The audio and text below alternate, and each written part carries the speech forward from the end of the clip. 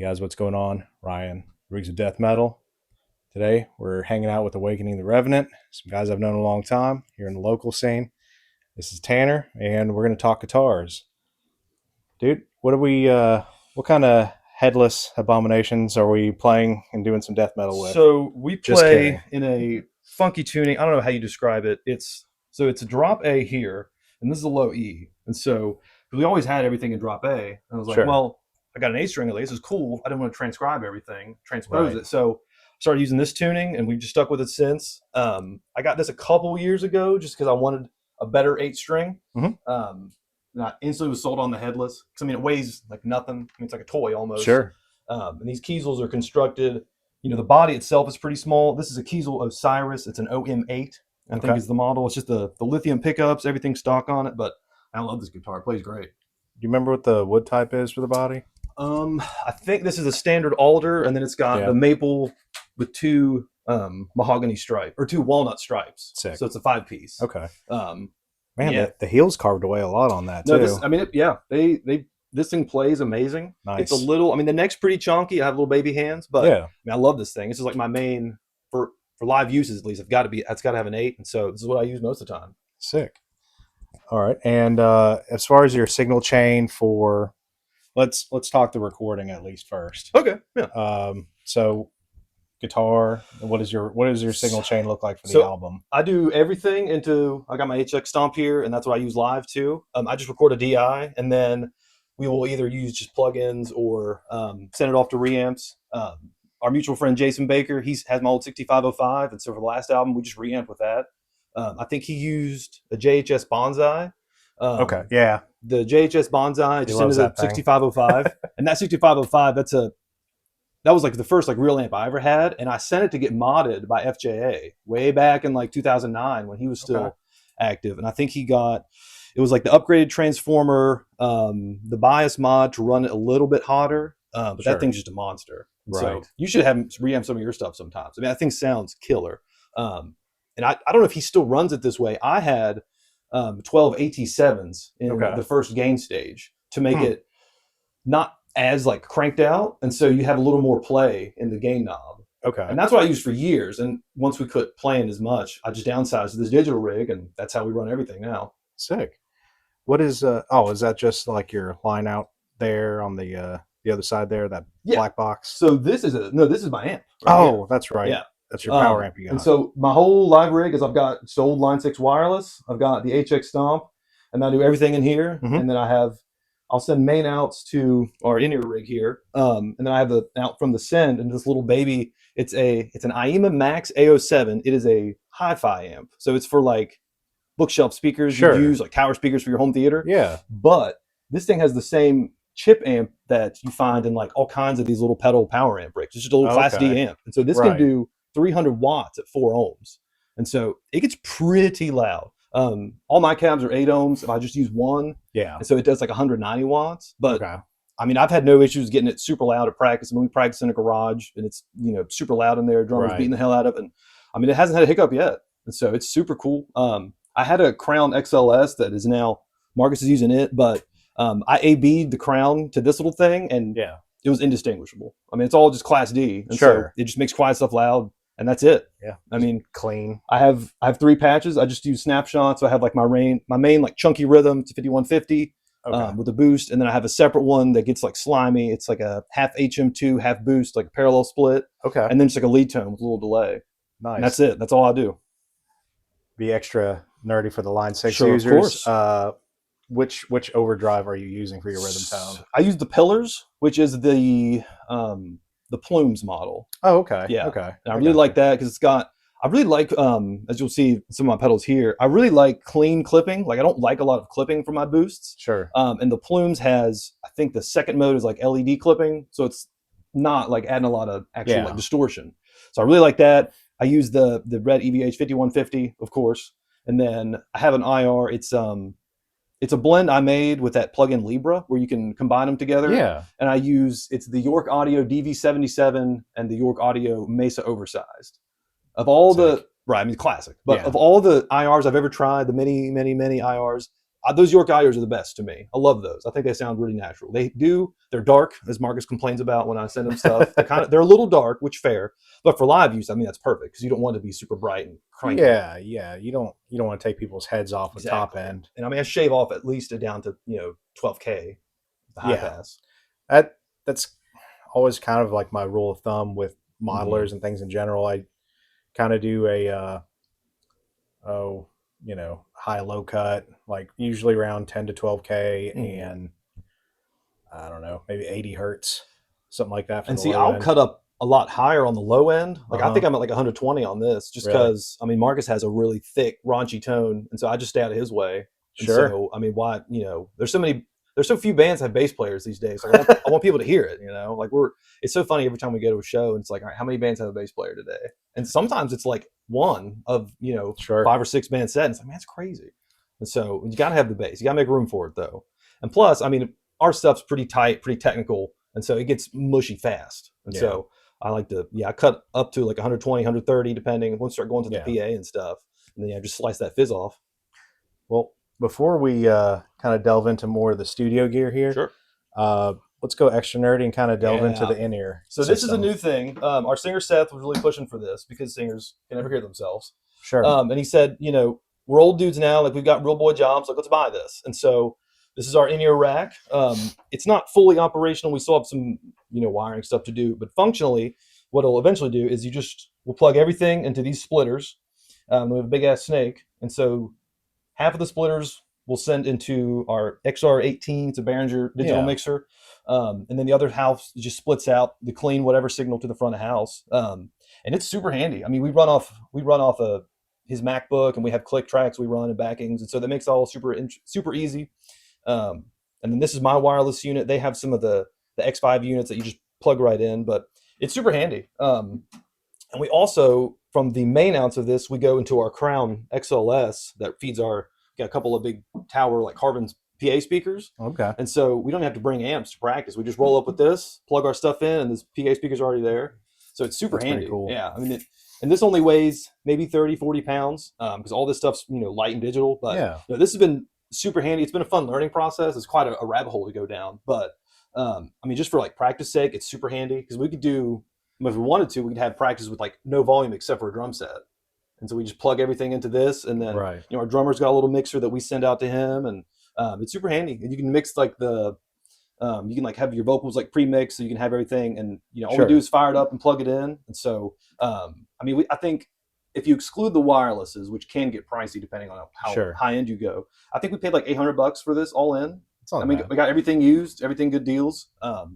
Except for the splitters. We got those off of Sweetwater, hit up Sweetwater, Nice. But no, this thing's been super handy. I got this little janky thing. This was like $90. I bought this used, and it's done fine. And so the spacing's a little janky. Like this rack was like $70 off Reverb. Okay. I think it's like caving in, so it's hard to screw in. I mean, it's super cheap, but we're not flying to Europe, so it's not really a big deal. But no, this has been super handy. I've been a huge fan of it, and just for like practice sake, it's really nice. You can hear everything. Like, I do vocals as well, and I mean, you can never hear your vocals. No, I mean, even at the good venues, it's still pretty impossible. And so to be able to actually hear yourself in your ears, which is super handy. And the same for the drummers. If your cabs are all the way over here, they can't hear anything. So he can get that and we all have the click in our ear, which is super handy. So this has been nice to have. It's been super useful. I can imagine. I used to do some backing vocals in bands, and it's a crapshoot. It's like, right. I mean, if you have a wedge and if it's not feeding back, you got to get lucky enough. And so, I mean, with this, we can just say we don't even need it. We'll just plug everything into this and hear ourselves. Sure. So super useful. I've looked at those Behringers too. They seem really cool, mainly just because of the being able to save presets for everything. Yep. No, I mean, totally. It's like snapshots you can save. And so what I've done is like each practice, I'll save a new one. So that way, all right, we know how we had it this last time. Yeah. And then we tweak little things. But no, the nice thing is it saves everything on there. And so however you leave it is how it'll just start back up. Sure. And so if we make tweaks and like adjust the levels and things like that, when we come back to the next practice, it's ready to go. Because what I figured out is I need the click super loud. I don't really need anything else in my ears. I just kind of, because I can hear the drums, I can hear my own guitar like through my cab. And so really I have like a little bit of bass, a little bit of guitar, the click super loud, and then my vocals. And that's pretty much it. Okay. Because everything else I can hear in the room. Have you guys messed around or at least discussed the idea of loading everything into like one big rack and kind of having, even patch changes We like have programmed? discussed the MIDI thing Yeah. because I mean the Stomp's MIDI capable and this has a MIDI out. And so, I mean, there's no reason not to. He has a big, super long cable. So we flirted with the idea. But I mean, I've got mine set up pretty caveman. I have my three snapshots. So it's not hard to just, and tap one to be ready to go. But I mean, that would be super nice. Yeah. The one thing I would give me some pause about that is at least with like power, if your power conditioner goes out or whatever, then you're cooked because your whole thing's in there. Right. So the one thing that's nice about this is that the way we have it, these splitters are passive, so they don't require any power. And so even if this just craps out in the middle of a show, everything can still run off my board and Marcus's board, and the vocals can still go through. So there's some redundancy built in. You just have to turn off the laptop or whatever if something really crapped out. So that would, I mean, it'd be nice to have the patch changes, but that might be a level of work we're too lazy to mess with right now.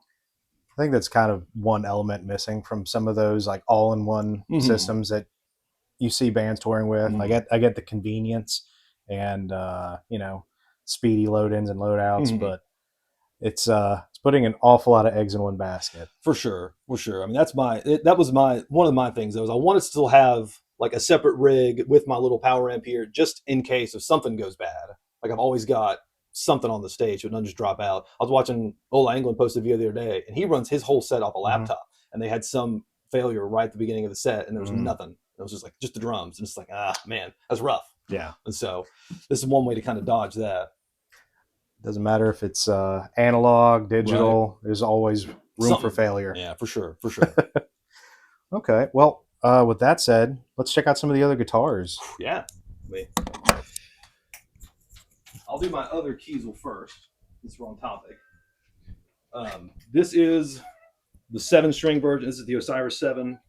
This is I believe a black Limba body, or I think it's alder with a black Limba top maybe, and it's got the see-through purple. I've always loved just the look of the wood grain. I mean, ebony fretboard.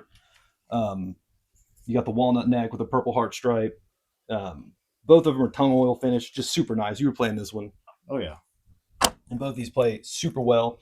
This has the instrumental pickups, the Safety 4. So these aren't the standard stock Kiesel, but these sound really good. They're super mid-heavy, tons of bark to them. At first, I kind of hated them because it was kind of like honky. There was so much mids. But as I play with it more, I was like, yeah, this is super cool. They're a little hotter than what I'd normally like, but no, I mean, this thing plays awesome. It looks really nice. All the benefits of the headless. You get the tuning stability because the only place the strings moves are down here. I mean, they're locked up here. And so both these guitars hold their tuning super well. They both sound really good, and they don't weigh. I mean, they're like toys almost. They don't weigh anything. Right. Yeah. And then this is I gave you the backstory on this before, but I'll give them. We saw Volumes play in like 2013, 2014. And Diego, rest in peace, had one of these. It was the Ernie Ball JPX7. And I was like, man, that is beautiful. And so I'd scoured one forever. And then one of a local guy around here named Eric Haynes in the band Timeless Memory posted this. And I was like, I got to have it. So I went to his house and grabbed it. And yeah, I mean, this thing's awesome. Plays super well. Everything's bone stock. I do the tremolo block because I mean that's just not my thing. Sure. But yeah, this thing plays amazing. Sounds good. This is what I tracked the album with because I just thought this one sound the best. I don't know if I'll do that going forward. But these pickups are surprisingly kind of like thick. I think it's the Tone Zone, and I can't remember the other one he had, but it's whatever came stock with it. But no, this guitar sounds great. Plays super duper well. I mean, it's got that very nice purple sparkle to it. So no, I love this. This is like my dream guitar for a really long time, and so I was able to nab it. That's a gorgeous guitar. Yeah, I should have dusted it before, but oh well. Yeah, it's all good. I was surprised with the multi-scale guitars too. Yeah, I mean, because where we play, like in super low tunings with the 8, it helps to get that little bit of extra tension, especially because when we were tuning down the 2 lower strings, so you get that little extra tension. And I mean, I thought the adjustment is not hard at all. I mean, I played straight scales, 20 years almost until I got those. But after a day or two, didn't even notice it really. The only time you notice it is if you're doing chords lower on the frets, because the fan gets more severe as you go. But I think the Kiesel ones, the 8 is like a 26 to 27 and a half, and then the 7s are 25 and a half to 27. So it's only an inch and a half. And some of the, like, I know like Legator has like a really severe like 2-inch fan or 2.5-inch fan. So some of the companies have more aggressive fans. I think that'd be weird. Sure. But on the Kiesels, it's a pretty slight fan, and I find it super comfy. I mean, it doesn't bother me at all. One of the only other multi-scale guitars that I've got to play was the Legator. And it was like the weird kind of X-shape body that they have too. Yeah. And 8-string, and it was a little too much at once. Yeah, no, I mean, because when I got that one, it was my first headless, it was my first multi-scale. Sure. And I thought that I was going to be more sold on the multi-scale. Yeah. But to me, at this point, I'd never buy another guitar with the headstock, I think. I'm that sold on it. Even if it's the multi-scale is fine, it's useful. You can get different string gauges to compensate for that if you really wanted to. Sure. But the headless thing, I tell everybody, try a headless. It is so much worth it. It doesn't weigh anything. Yeah. It's so light. It's so small. It's like so handy if you're, because I'm sitting here, I'm pretty tucked back in here with all my stuff, and so I don't have to worry about hitting anything. Yeah. It's super nice. Yeah, I love the headless. I'm all about it. We talked with Andrew Lee from Rip to Shreds a while back. Yeah. He is 100% converted to headless and nothing else ever again. I mean, as soon as I got it, I was like, wow, this is so light. Yeah. Now, and the Kiesels, I think they do make the bodies a little bit smaller than like some of their other standard super strat shapes, but I mean, yeah, it's super comfy, and there's the balance is really nice because there's no extra weight here, and so you're not fighting any kind of. I mean, there's no headstock dive at all, and so if you just let your hands go, it'll just stay exactly how it is. So the balance is super nice. There's no fatigue at all with your arm trying to hold it up. Right, it's just super comfy. I'm 100% sold like him for sure. Nice. All right. Well, with that said, we're going to go into pedal and cabinet land. Otherwise, all the fun stuff that stays in the studio. So I'll start. I had our singer Seth made me these. It's actually 2 pedal boards. Okay. Because I used to have them strewn on the floor like a mess, and so I was like, I can't live like this anymore. So I had him just get me some like whatever cheap wood, stain it, and I threw some Velcro on there.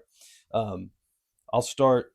So I go in. I've got just the MXR M77, the custom modified badass overdrive, the goofiest name ever, but longest pedal name. Yes, it's super silly, but I love this pedal because I never had a pedal with symmetric clipping like a Boss OD1, so I wanted to try one. Sure. And so this is supposed to be a clone-ish of that.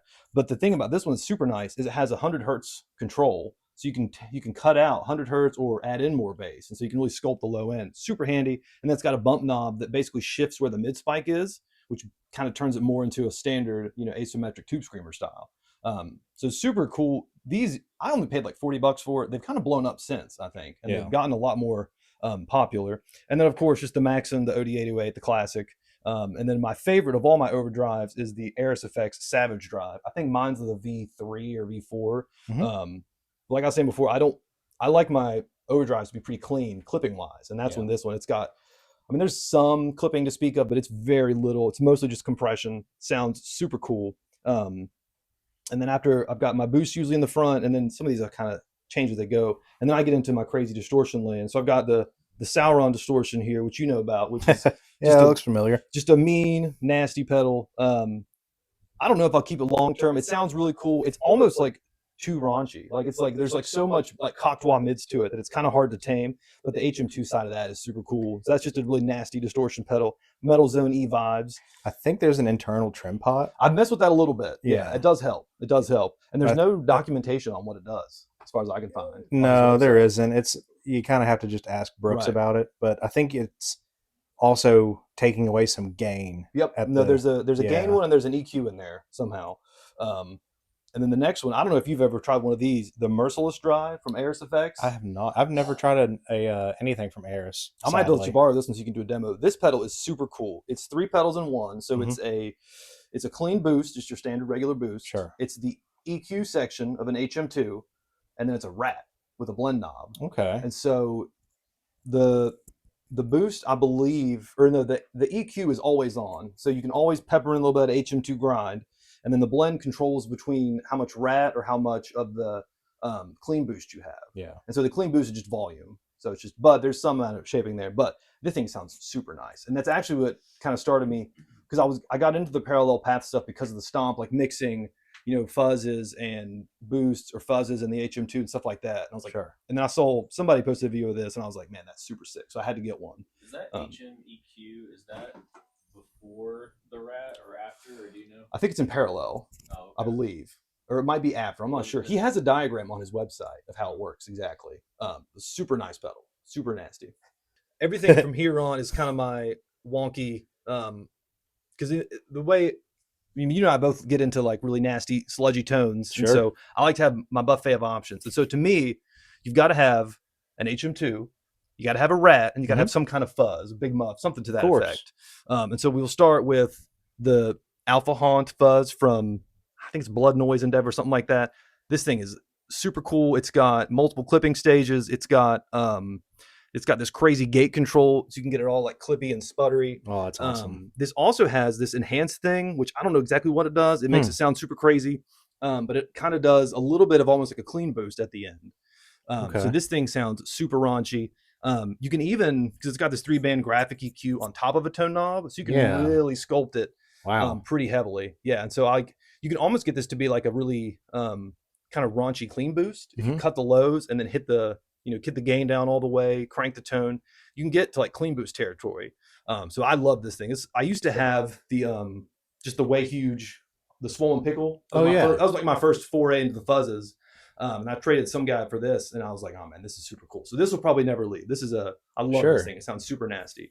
And then I get into my rat. This is the Narc, which is just a classic. Yeah, it's a cool rat pedal, but he's got a couple things. It's got 3 different clipping settings in here, so you can do, I think, like silicone clipping, like the germanium, and then like an LED clipping. Okay, super nice. And then it's got this low down control, so you can control how much low end comes in. And I think this is just like an extra little high pass. Sure. How much, low, or how much, like a low pass, I guess, how much high ends you're cutting out. And then this is the Throne Torture, which is my HM2.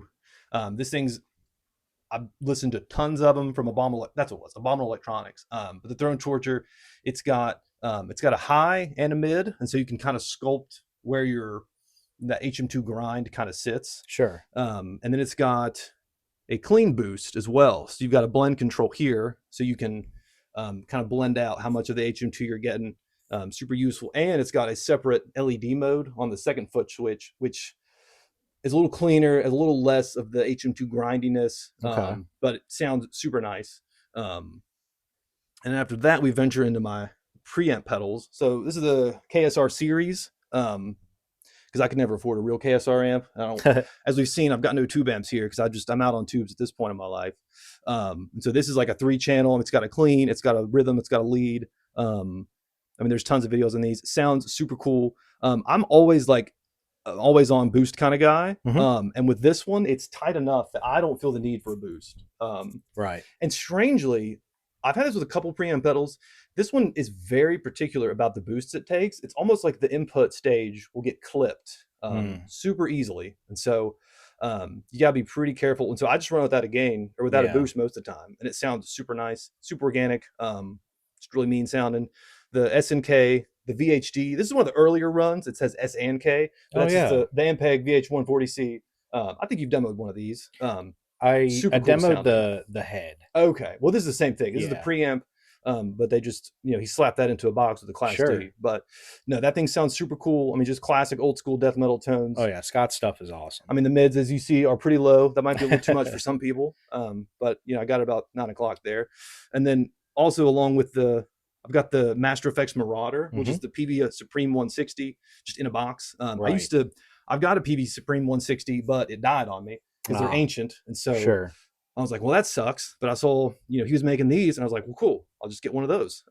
It sounds pretty close. Doesn't have as much gain as the real thing, but I mean, that's fine. I'll just crank the gain.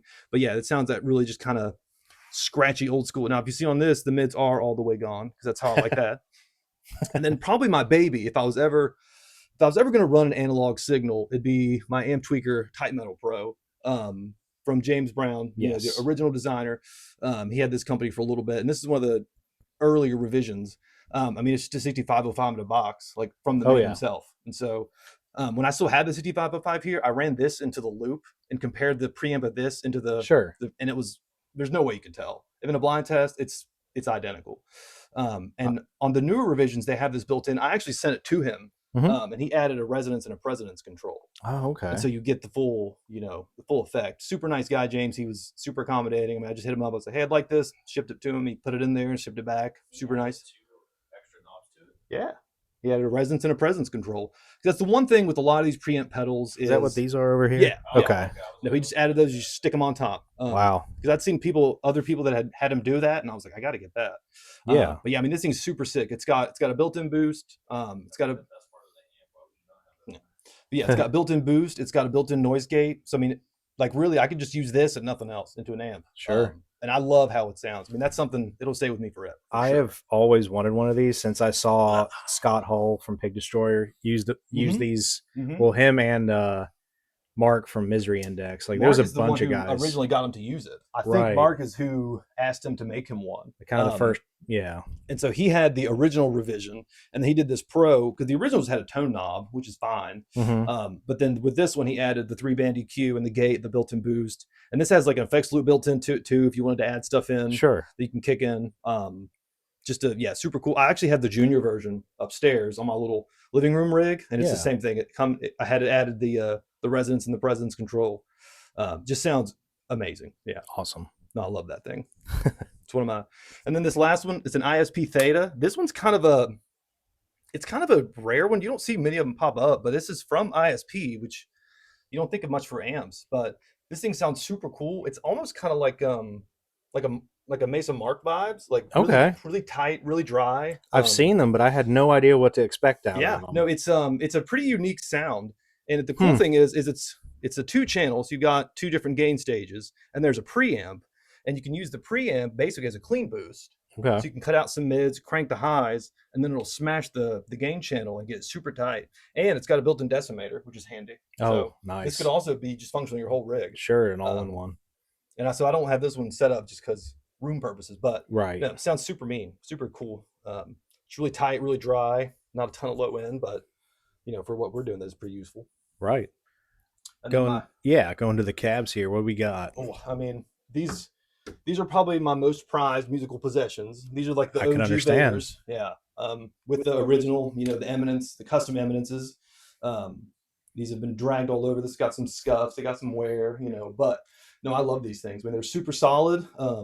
They really don't weigh that much in comparison to the Mesas. And the Eminence Legends get a lot of heat that came in these, but I think they sound really good, especially for lower tuning stuff. They've got a pretty tight low end. It's not super boomy. There's no real mid spike to speak of. Yeah. They're pretty smooth in the treble. So I think I love these. I mean, I think like this is my sound to me. Like these Eminence Legends are just awesome. And so they're super well built. If these speakers ever blow, I'll just put something else in there and keep running them. Because sure. I mean, just the box themselves are super sturdy, and they got these are the old school ones, the Rhino lining. So they're nice. Yeah, I mean they're basically indestructible. They've just been dragged. Very metal looking. I mean, the only thing is I've never realized this at the time, but this metal grate, it does let some at a high end through. And so I know the grill cloth does kind of tamp down on some of that, but these speakers are tame enough that it's not a big deal. Sure. And it does look cool. And there's some amount of protection built in. So right. No, I mean, these are, I'll take these with me to my grave. I love these things. And then the Mesa, of course. This is an old school. I got this Mesa 412 probably 2011. So like it's an earlier revision. It was already old then. So it's like an early 2000s, which I believe are more sought after. I don't know. Just sounds great. It's a tank. It weighs like 115 pounds. I hate it. They want me to, if we play, they want me to take it out. And I'm like, if you guys help me carry it, because I'm not carrying it up the stairs by myself. I mean, there's no way. And so it's a beast, but it sounds awesome. I mean, it sounds super cool. And then the Mesa 212. I mean, I just got that to compliment because I had to get the match set. That'd be symmetrical. Right. Because it irked me because I had this sitting here. I was like, it just looks lonely.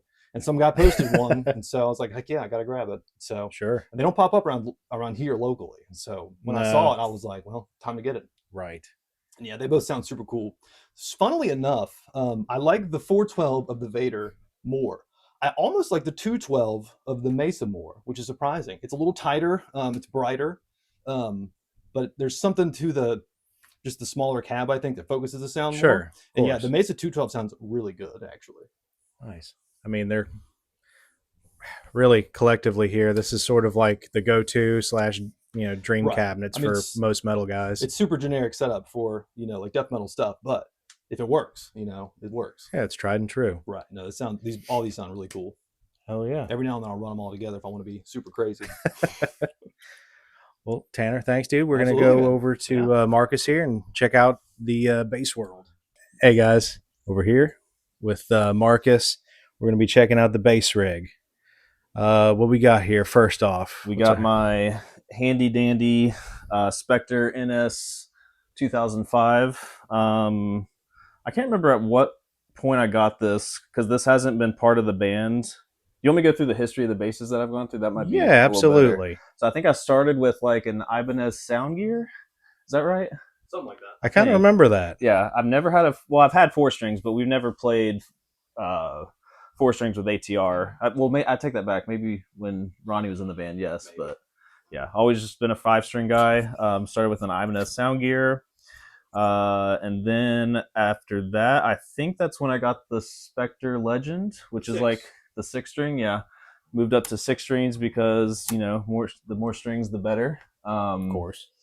And that one was cool. The album Reclaim Your Throne. I wrote a lot of it with like the 6-string shredding stuff in mind. It was a little overkill, like the neck's ginormous, and sure. It's just like, you're playing deathcore. You don't really need the high C string or whatever it is. But it was cool. I used it for a lot of solos, and then went back to the 5. So I found this on Craigslist. And the reason I got it is, I don't know if you're familiar with Between the Buried and Me, but their bassist has pretty much this exact same bass, same color. And I always thought that's a cool looking orange. It's neck through. That's like probably my favorite part of it. It's got a nice sustain. Hell yeah. I've just been sticking with this. Or I recently got a Marcus Miller bass, 5-string. They're M7, which is like their fancier. It's not like a typical Marcus Miller bass because his basses are very similar to like a Fender Jazz bass or P bass, something like that. But it's great. It's Sire, I think is the name. I was gonna say I'm thinking that it's the same people that make like Larry Carlton Sire guitars, and they're all, from what I've played at like stores and things like that, very, very, very solid. They're great, and I think and I've always been a big Marcus Miller fan, like all like him, Victor Wooten, like all that type of like shreddy, fun, slap bass stuff. So that's the bass. Okay. Unlike Tanner, I have some specs prepped about it. Would you like to know about the wood?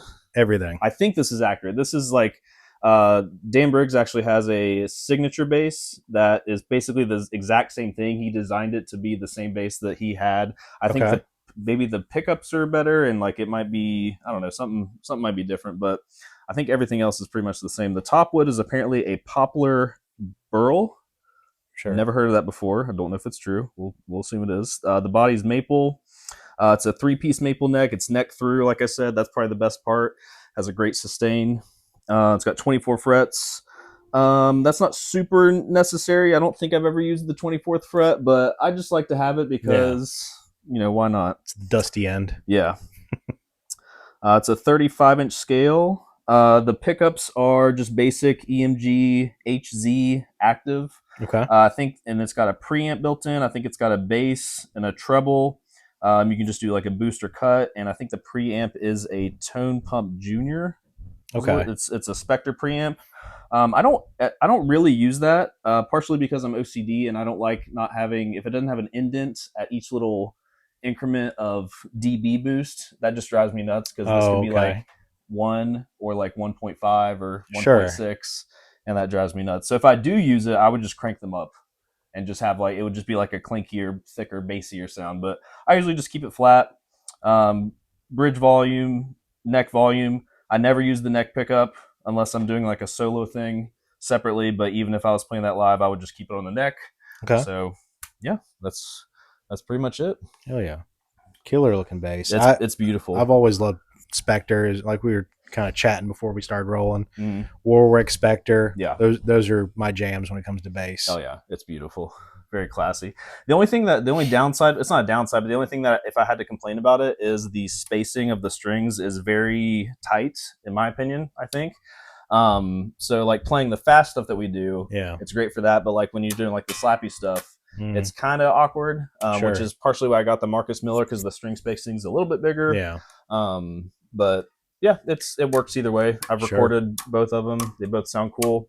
The Marcus Miller has like a different pickup kind of setup that I'm used to. Like the setup on that is wild. It's got like these humbucker style pickups. Each pickup you can set it in series, parallel, or some other option that I can't remember. Okay. It's active or passive, so that's kind of nice. Like if you like, I like the active sound better. Because louder is better, and it just, it sounds better to me. But like if your battery dies in the middle of a show, you can click on passive mode and you can still play. So it's got some EQ. It's got like a sweepable mid range, high and low.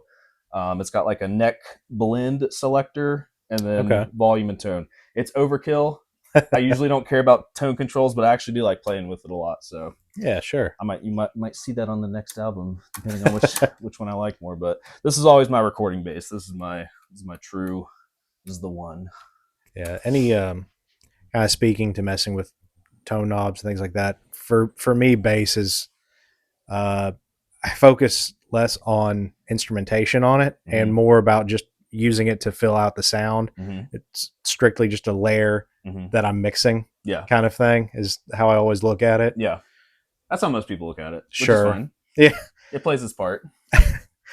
But for anybody not familiar that hasn't checked their band out yet, there's some sneaky little technical things thrown in here and there for sure. We do some syncopation. I don't always mirror what Tanner's playing.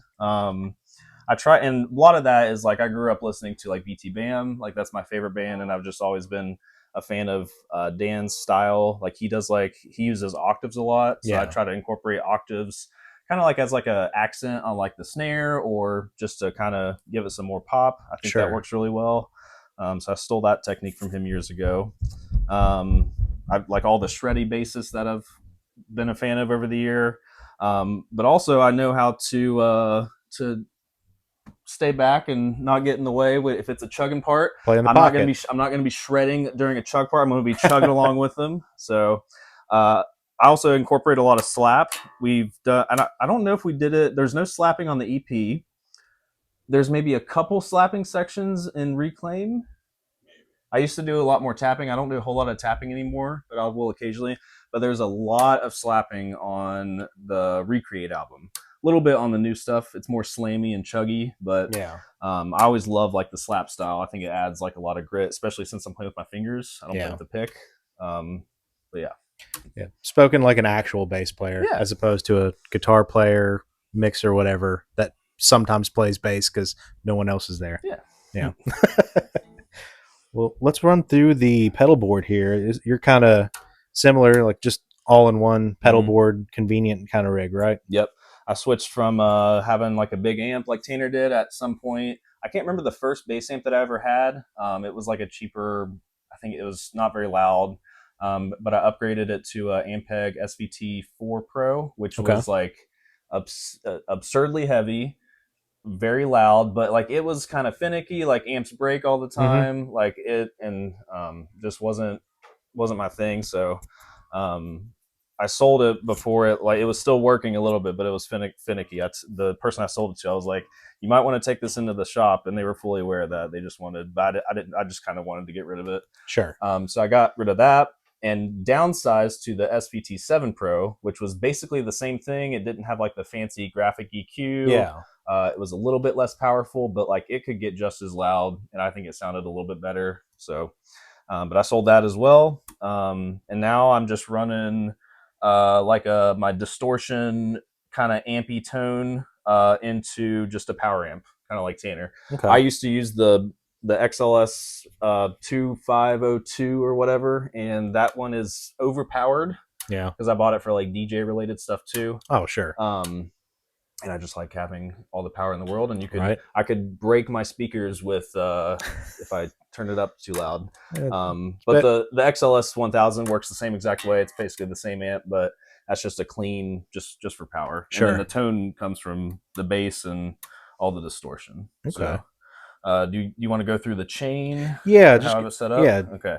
So I've been experimenting with this like over the summer, and I've kind of got to a point where I like where this is at. I'll probably change it tomorrow, but this is kind of how it's been for quite a while.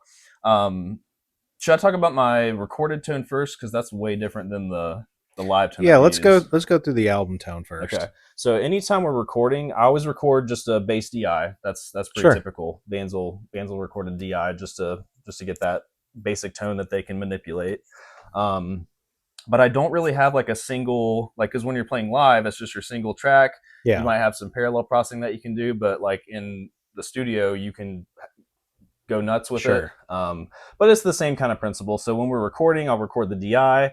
I actually like recording to a clean bass signal. I hate recording with distortion, or playing with distortion, which is kind of unfortunate when we play live. But I've kind of had this set up so it's a little bit less annoying and abrasive. But I'll get like a clean recording of the DI, and then I'll do like the classic splitting up your bass. Like I'll have a track dedicated for the lows. I'll have like any number of like distorted types of tracks, all filtered and blended accordingly, which is generally, it's going to consist of like a Rat, like an HM2 style pedal. I've been using like Big Muffs a lot. There's this old pedal that I like. It's called the Ibanez EC20. It's like a shark distortion. Have you ever heard of that? No. It's kind of weird. It's like a half rack pedal, but you could put it in a rack. It's really old. It's weird, but it's cool. It's like a really cool like overdrive. It's got like a OD setting, a distortion, and then like a thicker distortion. Kind of reminds me of like those old Proco, like it's like a dual like Rat distortion. Yeah, those things are awesome. Yeah, because you can run them in like parallel or series. Right. Yeah, right. Which is very cool. So I do that. Another trick that I do in the studio, especially since I play with my fingers, is I'll have like what's called like a fingers track, and I'll literally take like a low cut and just low cut like pretty much all the lows, all the mids are out, and you're just hearing like the nasty clanky. It literally just sounds like the string noise that you get with your finger, and you can process that and then just blend it in slightly, and it makes, because I don't like the sound of a finger style bass, but I can't play with a pick. Right. I mean, I can, but like I'm more fluent with my fingers, and I think, I don't know, if you're not a bass player and you can't play with your fingers, you should get on, get your act together. However, I will say, depending on the genre, it is appropriate to use a pick. Like if you're playing punk, pick. If you're playing, I mean, metal is fine with a pick too, but like for us, our stuff, finger style works just fine. And I can get aggressive if I need to. I can use my thumb as a pick if I want it to sound more aggressive. But it is one of those things. Like I'm sure we could quote umpteen different producers that are almost insistent on like a pick for the consistency's sake, but a bass player not being able to play with their fingers kind of feels like a dude not being able to change a tire on a car. Yeah, it's like you just kind of have to. Yeah. I mean, back in the days they had the upright versions, like I was playing with the pick then. So yeah, exactly. Perpendicular to that. Yep. But yeah, so the recording, and it varies. Like I don't do the exact same thing. Like I try to experiment with bass in the recording setting as much as possible, just to make it sound either as clean as it needs to, depending on the part, or as disgusting and nasty and completely, you can't tell what's going on, but it sounds dope and noisy and cool and distorted. I know mixing finger style bass. I know there's all kinds of obstacles for a lot of guys. It's a pain, especially if you're not like, you have to, like some players I've seen, they're not like super consistent with their plucking or their because with the pick you have like it's almost like kind of like built-in compression depending on how flexible your pick is. But if your finger style isn't up to par, you could have some notes that jump out a lot more than others. Another issue with that is where your pickup height is set. So depending on the height of your pickup, you might have like a really like loud low B string, and then your high strings are like just barely squeaking through. So definitely takes a lot of technique just to get some consistency down. But that's a really cool approach though, like having a separate track for it and blending it in. Never heard of that. Yeah, that's a very common metal trick. It's interesting. Like some people do I do like the idea of just having a single bass track, run it through some distortion and some amps, and maybe you can blend some stuff with a plugin or whatever. But I like all the just going crazy with it and experimenting and getting something cool out of it. Hell yeah. So that's my theory. And I try to replicate that with this. So what I have going on here, and I've kind of flip-flopped between going into these two. I think currently it goes to this gate first and then into the compressor. But I think I might switch it to compressor into gate just so it catches it a little better. Because really all this compressor is doing, this is like that's an always on pedal for me. I'm a big fan of compression. I don't think it's cheating. If anyone says it's cheating, that's the dumbest thing ever. Like, yeah, it's ridiculous. We're distorting it. That's compression. This is like everything's compressing. But sure, the thing I like about this is it just makes me sound like a better player. I have it set pretty conservatively. It's not crazy. Really, all it's doing is just taming any crazy peaks that I have, and like the lighter playing, it doesn't really catch.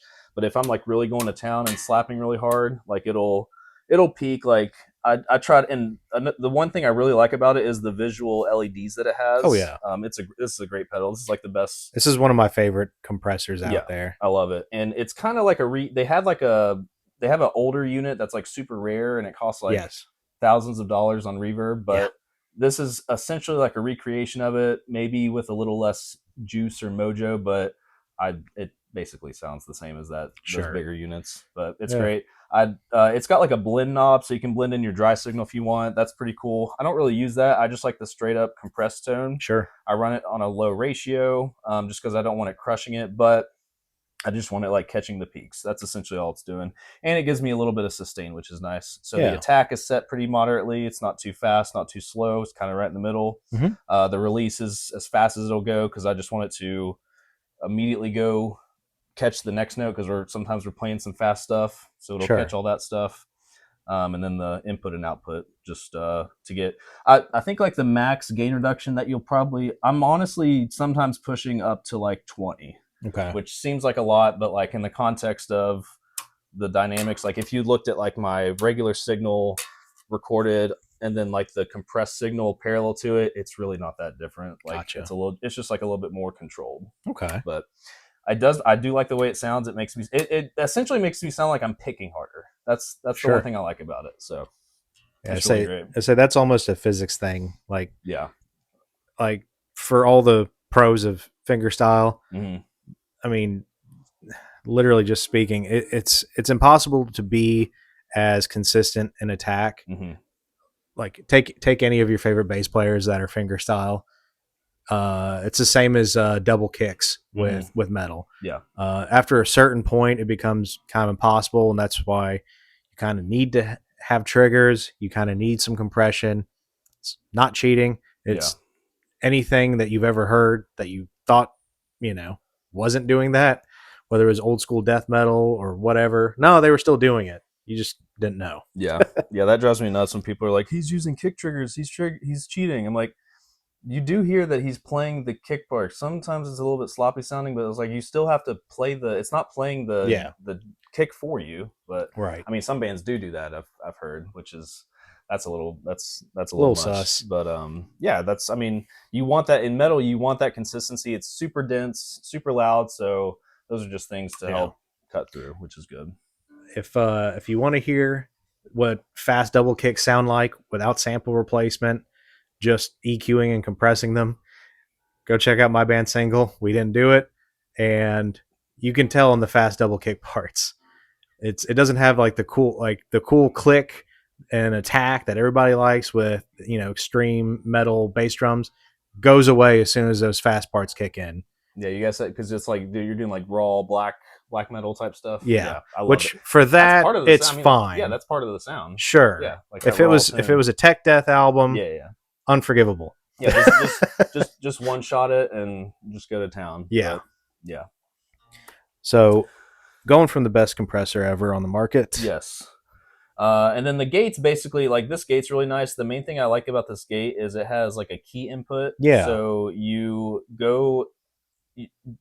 I use the compressed signal, or I'm going to use the compressed signal because it kind of catches it a little bit better. But if you were using a guitar, you would just put your DI directly into the key input. So the gate is responding to your clean tone, not your distorted tone, which has a bunch of noise, and the noise floor gets raised. And then that will go out of you have a key in, and then you have a through. and then that goes into whatever you want, generally like a compressor or like boost type of pedals. And then you can run it, and then it basically at the end of your signal chain, like if you were using an amp, you would put this probably like after the effects loop, it would go into here, do the gating based on the key input. This is like essentially just like a side chain. That's all it is. And then it just goes out, and the signal is, and this is like the tightest one. The stomp ones are decent. I'm not the biggest fan. I don't know if I'm just an idiot and I don't know how to use them. But I could never, for some reason, there would always be something that gets through, and I don't know if it's something to do with how something was routed. If I'm just an idiot with that because I'm still new to this, but this thing's awesome. I remember these being pretty good, but not as, because I have a noise gate and it's similar. You can do 4 cable method with it to where you're running That's essentially what I'm doing. Yeah. So these work good, but not, it's like running the Boss NS2 up front. Yeah. Like it works fine. Yeah. Not perfect. And you're going to notice a little something's lost. Yeah. I feel like a lot of people are using that one like in their effects loop just to kill the amp noise, not even to like the NS2, not even to like mute their signal, but it's just like the hum from the amp, like kind of the same. Like this essentially, like I feel like back in did you ever have like a 2-gate setup? I feel like a lot of guitar players had that back in the day. I didn't. I used 4 cable with an NS2. That's right. Yeah, that does do that. Okay. I used to raw dog it and just let the amp hiss like crazy, and you just use the noise. That's a thing too. If you're in a hardcore band, screw it. And I just use the gate just to cut back on feedback for, I just hate like any type of noise in this thing. Just like another thing I like about this over the stomp gates, is, especially with the compressor too, is it has like these little LED indicators. So if it's quiet, it's red. Nice. If I'm on, it's green. So it's just like a visual indicator. I'm like, okay, I'm on. I have signal. So if something got messed up, and I know it's coming through here, then I'm good from then on. Sure. The same thing with the compressor. Like the stomp doesn't have, I think on the plugin there's like metering. On the edit screen there is. On the edit screen, yeah. On the pedal too. Yeah. You've got one. Yeah. But like if I'm looking at it on here and I have a compressor on here, I have no clue. Like you set your threshold, I have no clue how much is being compressed. I have to do it by ear, which is fine. That's a good skill to have, but like I just like that visual feedback. And this, to be honest, this sounds a little bit better than the compressors on here. Although the compressors on there do sound nice. I do like it has like the Billy Sheehan limiter on it, which sounds pretty good. That's cool. No metering, which is no bueno. I think I can't remember which compressor I liked best out of this. I think it was like their emulation of like the Rack 1176 or something. Am I crazy? I don't know if they have a 1176. Maybe I'm thinking of that's what this essentially is. Right. Yeah. I'm trying to remember. Maybe it was like called Studio Comp or something like that. I can't remember. I think if you look at them online, some of them just say like Line 6 original, and then it doesn't have any info. But yeah. I don't know. I'm sure some nerd out there on the on the interwebs have verified like what it's like going after. I could also be thinking of like Pod Farm or something too. It's been a minute. They have a lot of crap. So. Sure. But another thing I like about this stomp is that mine is the white version, which is way cooler looking than the black version, I will say. Looks a lot sleeker. That's Stormtrooper white. Yeah. I remember when that came out. But Tanner got me into this. I literally just wanted something that had like cool, fun effects. And I was going back through all these different products, and he was like, "Dude, just get a stomp." And like I did the math, and I was like, "This is the best bang for your buck." Because like I play guitar a little bit, so if I want to just run through this and play some guitar, like I'll have that, and it's just like fun. So and it has the same effects that you would have on like their other units. And I was like, there's no reason not to get this. So. It's great, but basically so it goes from gate or compressor gate into the stomp, and then the stomp has a split path. So one of the paths is just like a clean tone. It's a lot more subby. It's got a lot of like clink, like clicky, high end like finger sound, trying to emulate what I do in the studio with like that finger track. And then it has another signal chain that is the distortion, which for me, it's always been some type of a rat. When we were younger, I had like just the OG, like cheap $60 Proto rat pedal. And it's cool. It's the rat. That's the rat sound. But like the bass response in it was not super good. Yeah. Because it's made for guitars. Like they didn't have like a rat based Sure. version or whatever. So I found this company called, it says it on your side there, Fuzzrocious. Fuzzrocious, yeah. Yeah. So they make Ryan from Fuzzrocious. He does he's worked with Bong Ripper, I think was one of, or yeah, Bong Ripper. He's worked with a bunch of really cool, Cave In. Some of their stuff has a lot of Fuzzrocious pedals on it. I'm trying to think of other bands that have used their pedals, but he's tons of huge acts have their crazy fuzzy distortions. And the main reason that I got it is because he's a bass player and he kind of designed it. Obviously, it's based on a rat. It's actually the design or the pedal that he sells now. He had to change the name. It's called a Rat King, but for copyright reasons, I guess because Proco would have got mad. He changed it to the Cat King, yeah. So I actually kind of would have preferred the cat, but I do like the rat. It's kind of cool. But it's basically it's actually a two pedal version of his rat tail pedal. Oh, okay. Or what's now called his cat tail. I think it's called a cat tail. It's got a cat instead of a rat, but it's the rat sound. Yeah, we all know. So it's basically that, but just times two. So it's got each of these buttons turns on the this is distortion 1. Actually, wait, no, this is bypass on and off. This switches between distortion 1 and distortion 2. When it's one light, it's the distortion 1. When it's both lights, it's the second distortion. They don't run in series, which would be kind of cool. I'm sure he could mod it if you paid a little bit extra, but it is cool to have them separate, because basically I'll set the first one as a more reasonable, clanky, distorted tone that you can actually hear the notes of, and then the second one is just cranked and sounds obnoxiously over compressed and over distorted, and it's beautiful. So that just switches between the two distortions. These are the two cat tails that are inside of it, or rat tails. It's got volume, it's got a filter, which basically just cuts, you can get there's a lot of nasty high end that you get out of it, so I just kind of roll that off until it sounds good through a cab, and then I'm good to go. And then it's got these two little weird clipping diodes.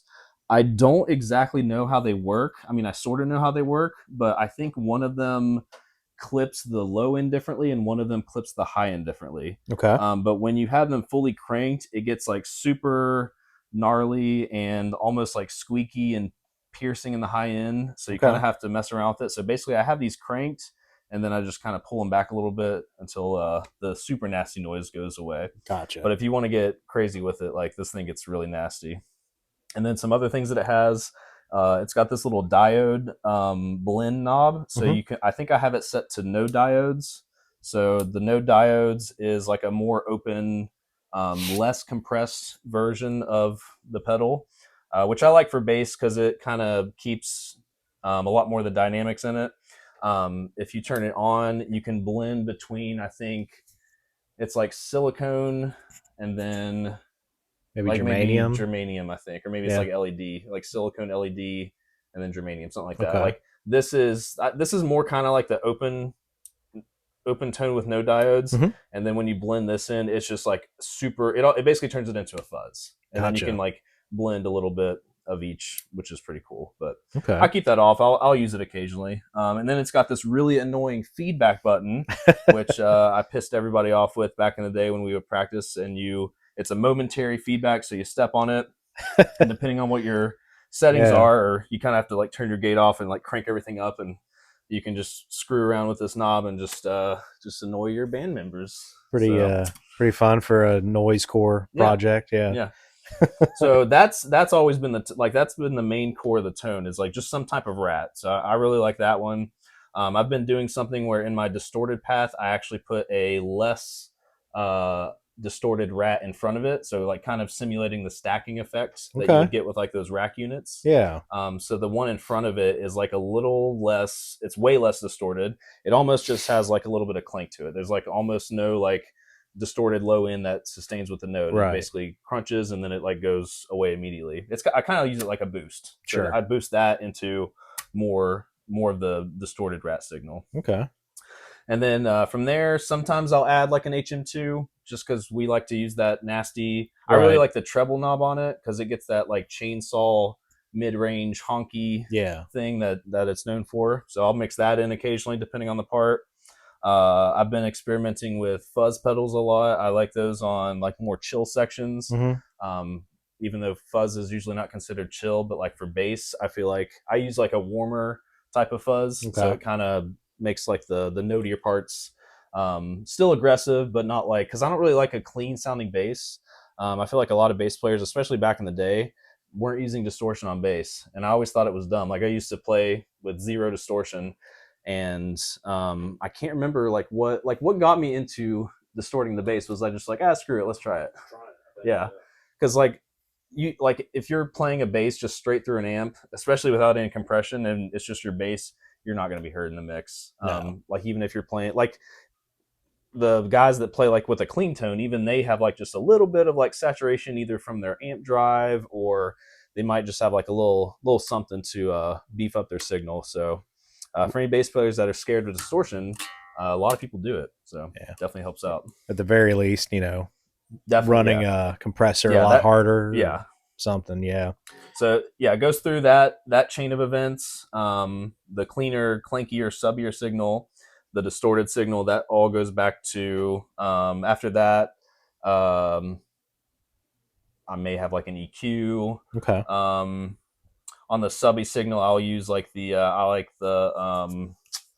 Aguilar amps that they have. Okay. Honestly, all the bass amps kind of sound the same. Like I really, with a bass amp, I'm just trying to get like a nice clean tone. Sure. Like when I turn it on, I just want it to sound like something that I could play like a nice little jazzy thing too, that has a little bit of clank to it. So do you bother with cab blocks for I used to. Yeah. So that was the issue that I was talking about earlier, where like if you split your signal, you don't get you can't have like a split signal with the like the clean bass and the distorted bass, right? And then go back to one and then split it again, which was kind of annoying. So to compensate for that, and it frees up a lot of blocks in case I want to add like an effect or something. Sure. One effect that I've been messing with a lot is I've never used an octaver on bass. I feel like a lot of bass players use octave pedals. I love which octave is very pedals. Cool.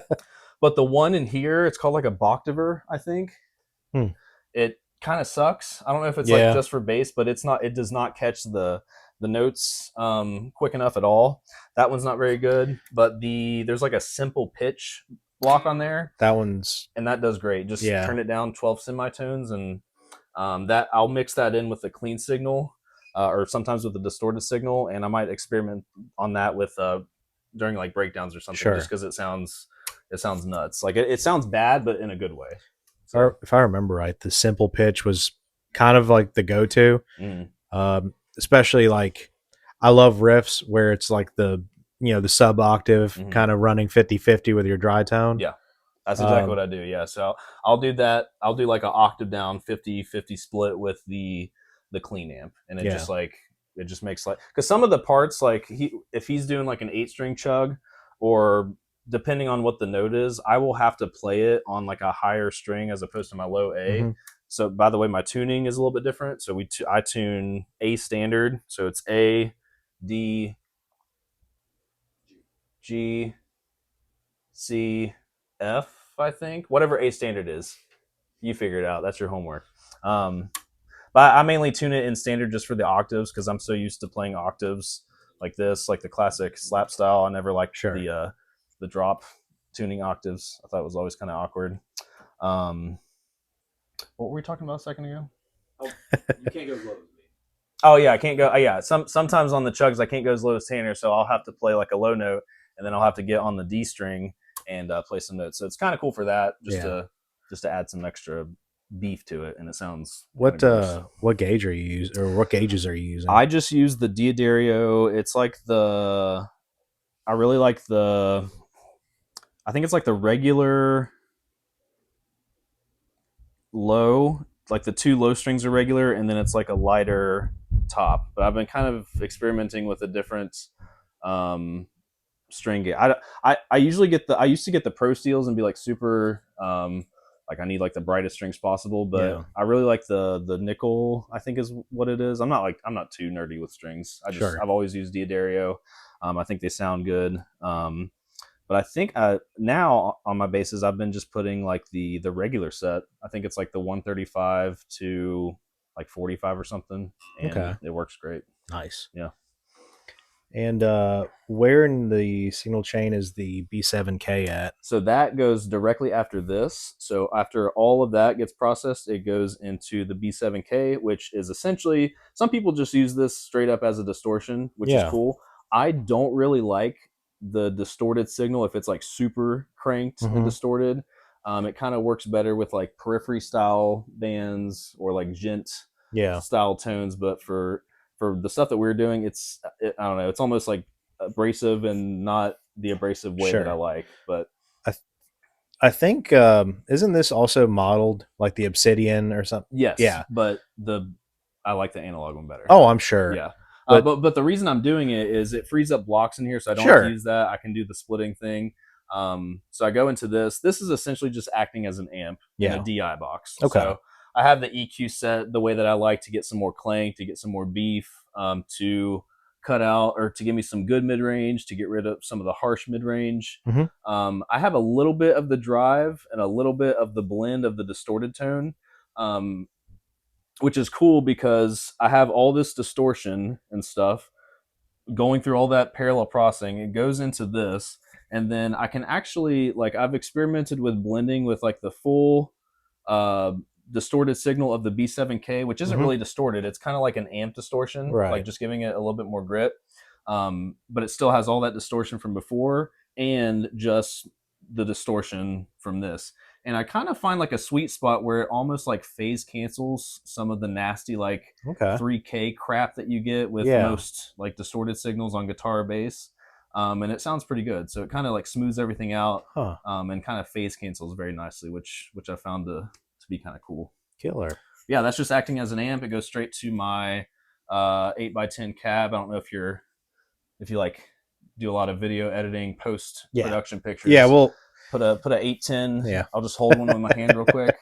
Just the standard 810 cab through the crown amp, and then it's got a nice cab sim. So the cab sim will go to my in-ears, which has like a cab tone that doesn't like, because if you just go from the output, like it's just insane amounts of high end and it sounds really painful to listen to. So the cab sounds really nice. It's just a 810 cab just to kind of mimic what is going through my actual cab, but the actual output would go to like the stage sound cab. What is the 810 that you're using for your live monitoring? Is it an Ampeg or Amp, do a lot of video editing, post production pictures. Yeah, well, put a 810. Yeah, I'll just hold one with my hand real quick. Just the standard 810 cab through the crown amp, and then it's got a nice cab sim. So the cab sim will go to my in-ears, which has like a cab tone that doesn't like, because if you just go from the output, like it's just insane amounts of high end and it sounds really painful to listen to. So the cab sounds really nice. It's just a 810 cab just to kind of mimic what is going through my actual cab, but the actual output would go to like the stage sound cab. What is the 810 that you're using for your live monitoring?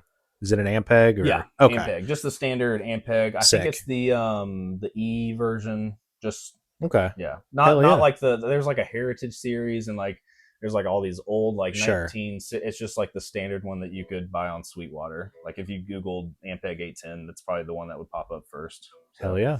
But it's good. It's just like the classic Ampeg. It's got like a dark round tone that I can crank a lot of highs into if I need to. So it's not too abrasive and it's not super subby, but the low end is like very tight, which is kind of cool. But it gets really loud and it looks cool. It's like the classic. I've always liked the bigger 810 amps. Tanner has always wanted me to get like the two 410s that are spread on either side, which makes sense. But I've always liked just the one big cab. Bigger is better. Yeah. The enemy of every local band that has to load upstairs. Yeah. I think we've done that like once or twice, and it was not fun for whoever had to do that with me. For sure. But well, thank you guys for taking the time here. You guys want to do a quick plug before we hop off here? No. No, I'm just kidding. Yeah. What do we got? What do we got planned? We had a whole album coming. Yeah, we got Do we even have the album name? Yeah, we got the album name. Yeah. New album, Gore Storm, coming out. Who knows when? Such a good name. Probably 2026. Well, we can probably safely say 2026. We recently got a new drummer, so we'll have some real drums as opposed to a superior drummer, which is cool.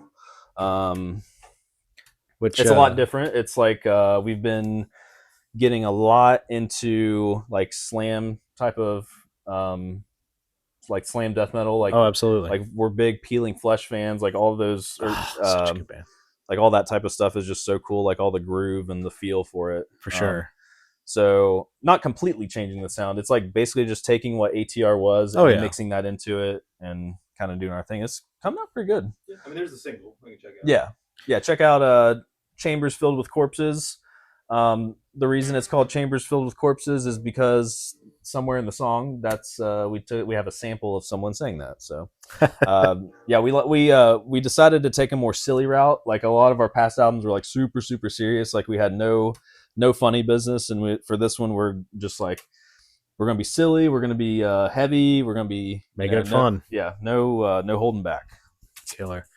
Well, the single should definitely be out by the time this video drops. It's been out actually. It's already out. Yeah, it's out. Is it already out? Yeah, we'll edit that out. It's fine. Yeah. Fuck. No. Hopefully more coming soon. What's the next single gonna be? Tease for that. I've just finished pre-pro, so I got to track the final guitars, and then we'll go from there. I don't know what would be a good one. We'll have another one soon. Yeah, there'll probably be another single. Because we self-produce everything. Yeah. We do everything in the Mix Master Suites, aka my attic. Or actually, we kind of do it. Well, you do everything here. I do everything at my house, like a day before the album comes out. Sure. That's the running joke, which is partially true. Seth will come over, he does his vocals with me. We get real nerdy with vocal stuff, and we'll have some real drums on it, which will be fun. So, killer. Yeah. I look forward to it, and I'll put a link in the description down below. Check it out. Absolutely. Thank you guys for checking this out, and we will see you next time. Peace.